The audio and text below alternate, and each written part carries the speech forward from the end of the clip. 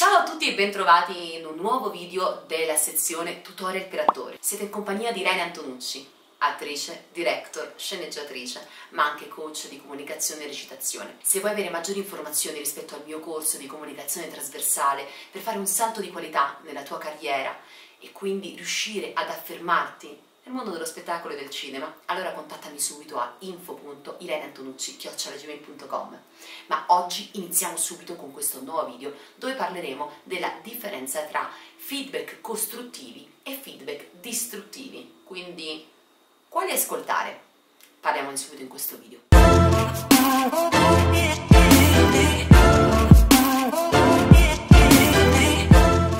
Bene, ottimo. Allora, oggi lo voglio fare con una tazza di caffè. Bene, un buon caffè colombiano, che non è propriamente quello americano, è un po' più lungo chiaramente rispetto al nostro, però il caffè colombiano è veramente buonissimo. A parte questo, oggi voglio parlarvi dei famosi feedback che riceviamo. Per esempio andiamo a un casting, riceviamo un feedback: guarda, sinceramente dovresti lavorare più su questa cosa piuttosto che su questa, oppure no, non vai bene, oppure fai schifo, cambia mestiere. Insomma, i feedback che possono essere talvolta feedback positivi, costruttivi, e feedback in altri casi distruttivi. Quindi a quali dare ascolto, soprattutto se sei alle prime armi e ti senti confuso, confusa, perché magari ti arrivano tantissimi feedback, ossia commenti, opinioni, consigli, e tu sei lì nell'iperuranio di tutte queste cose, informazioni che ti arrivano da ogni dove, non sai a chi dare ascolto, se buttarti giù, se invece continuare a lavorarci, se è un consiglio giusto, se va bene per te, perché poi non è detto che tutti i consigli siano universali, vadano bene per tutti, attenzione. A me è capitato nel corso della mia carriera di ascoltare veramente qualsiasi cosa, delle cose più interessanti e più costruttive di cui ne ho fatto un tesoro allucinante, e tutt'oggi restano impresse nella mia mente. Ringrazio infinitamente quelle persone professionisti che mi hanno aiutata a raggiungere una determinata consapevolezza, e determinati commenti che veramente lasciavano il tempo che trovavano, ma tra i quali posso per esempio pensare a commenti come quando ero io in Colombia e mi hanno detto: vabbè, dove vai? Paese d'Escobar, cioè a fare cosa? Qui nessuno capirà mai i prodotti cinematografici audiovisivi che farai in Colombia. Però a parte, insomma, a parte tutto, nel senso, se uno ascoltasse qualsiasi cosa che le arriva da ogni dove, anche talvolta, non è detto, può arrivare anche da professionisti che per una strana, diciamo, congiunzione astrale, a volte per invidia da colleghi, può succedere, non dico che non succede.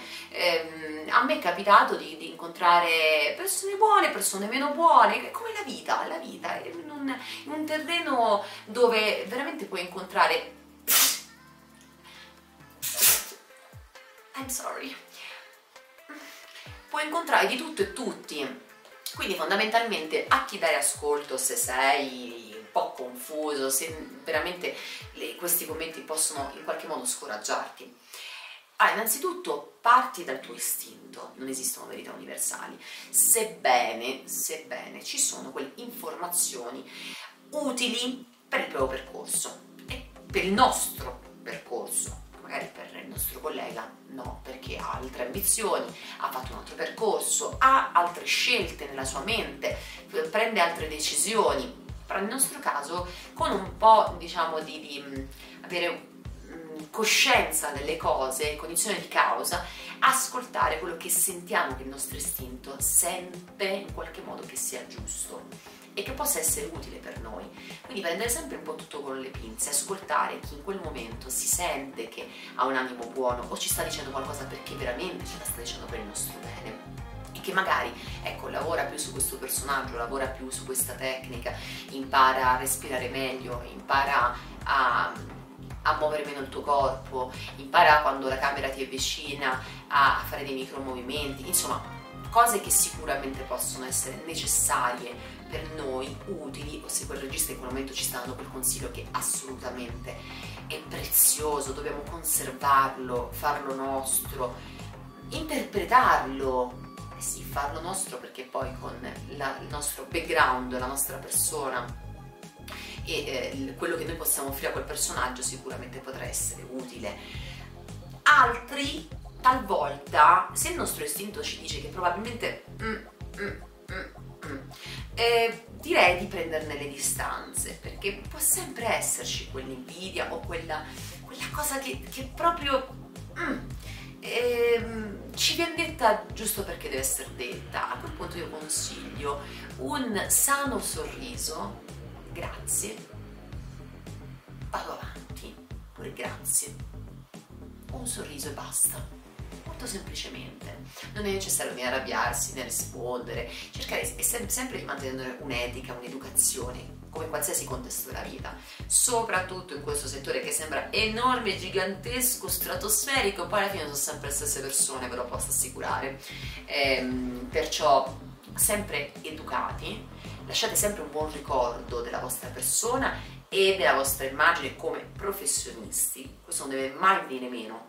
Qualsiasi tipo di offesa, commento, cosa sgradevole che possa arrivare, voi mantenete la vostra autenticità, la vostra educazione, il vostro buon costume.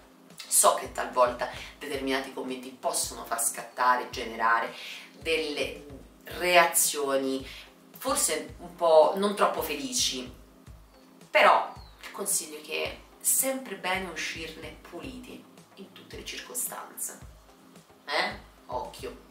Detto questo, sicuramente non farvi scoraggiare, ascoltate ciò che è più giusto, come vi ho già detto, andate avanti per la vostra strada e chiaramente il miglior modo per assumere un consiglio, un feedback in maniera costruttiva è quella di assorbirlo e farlo vostro lasciando da parte l'ego. Questo è un altro filtro che spesso nella comunicazione dei feedback può deviare, perché se ci mettete l'ego davanti è finita perché purtroppo lì non si riesce ad imparare a gestire quelli che sono i feedback, di qualsiasi natura essi possano essere. Spero che a buon intenditore ci siamo capiti, spero che questo video possa esservi utile, perché nella condotta del set, della vita professionale, la vita da set meravigliosa, ci sono a volte anche situazioni difficili da gestire proprio a livello comunicativo, motivo per il quale imparate appunto a dosare e a fare appunto a filtrare quelli che possono essere i feedback che vi giungono nel corso del vostro percorso e carriera. Io vi auguro buona vita, vi auguro una buona e felice carriera e anche vita personale, insomma, che questo 2024 sia pieno di opportunità. Ciao ragazzi, ci vediamo al prossimo video.